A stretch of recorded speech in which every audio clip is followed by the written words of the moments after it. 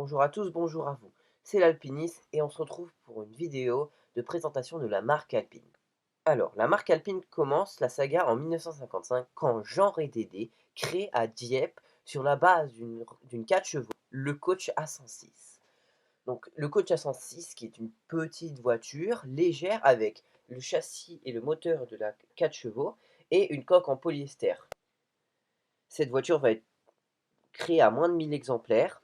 Elle courra en compétition, dans plein de compétitions diverses, en rallye, en circuit, en plein d'autres choses. Mais bon, c'était les débuts et pas beaucoup de voitures sont sorties des chaînes de l'usine, car déjà, elles étaient produites à l'arrière du garage familial et dans les cuisines de la maison Jean Rédédé.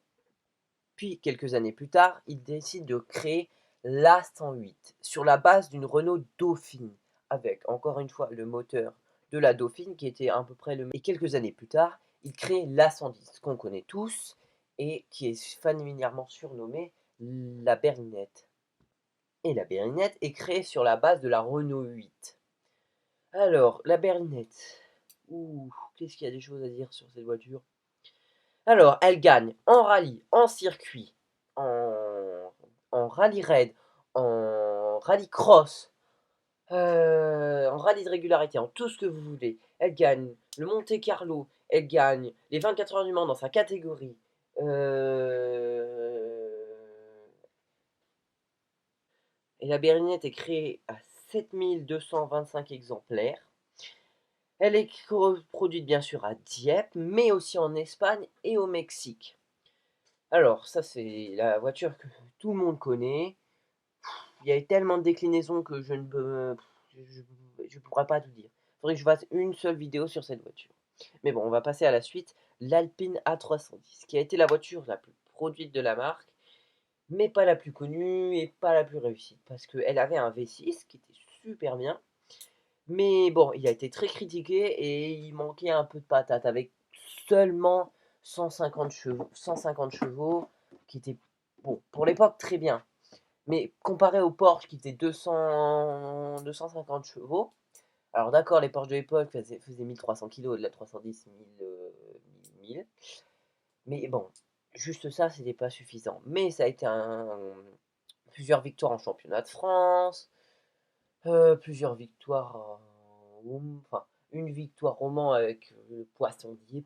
Et la 310 est le best-seller de la marque pour l'instant, car elle a été produite à plus de 10 000 exemplaires, ce qui est plus que tout le reste, toutes les autres voitures. Puis ensuite vient la GTA, qui est une merde, une merguez, on va dire. Car c'est beaucoup une Renault. Alors, elle est produite à Dieppe, mais tableau de bord Renault, beaucoup de pièces Renault, moteur en partie conçu par Renault, comme la 310, mais la 310 est quand même revue par Alpine, mais là le moteur est conçu par Renault, les pièces sont de Renault, et ce qui commence à tuer la marque, c'est ça. Puis après vient la 610, qui est un peu la grosse GT, on peut comparer ça à une Aston Martin. Et justement, c'est ça le problème, c'est qu'il y avait, il y avait des Aston Martin sur le marché. Et donc la 610 ne marchera pas trop. Elle avait un moteur, certes, assez puissant, mais pas assez. Elle était lourde, elle était chère, c'était pas dans l'esprit de la marque, mais c'était quand même une superbe voiture, une magnifique voiture. Mais bon, bien, elle se vendra qu'à 600 exemplaires. Et c'est ça la dernière voiture qui tuera la marque. Et aujourd'hui, on le sait depuis quelques années, est revenue la nouvelle A110 avec le 4 cylindres de la Mégane RS. Donc la 110 développe 250 chevaux et cette année, enfin l'année dernière, en 2019, ils ont sorti une nouvelle A110 qui est la 110S avec 293 chevaux. Alors, c'est pas un moteur plus puissant, c'est juste un bouton. Enfin, c'est pas un bouton, mais je le vois comme ça. Juste un bouton, on appuie et 293 chevaux qui se lancent et puis après ça s'arrête. C'est un peu ça. Mais bon, c'est pas totalement ça, mais c'est un peu ça. On peut pas utiliser tout le temps les 293 chevaux. On utilise beaucoup les 250 chevaux. Pourquoi ils ont fait ça? Parce que bah ils n'avaient pas de boîte adéquate.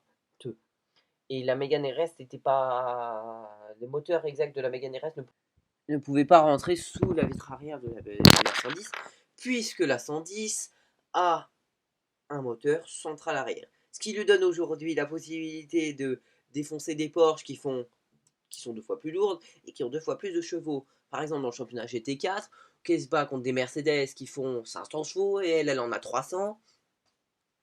Et donc, bah, la saga Alpine continue. Maintenant, avec la crise du coronavirus, c'est la galère pour Alpine. Bon, on se retrouve bientôt pour une nouvelle vidéo qui détaillera la nouvelle Alpine A110 dans les moindres détails, dans les moindres typographies et dans le moindre détail. Merci à vous de m'avoir suivi et bonne journée.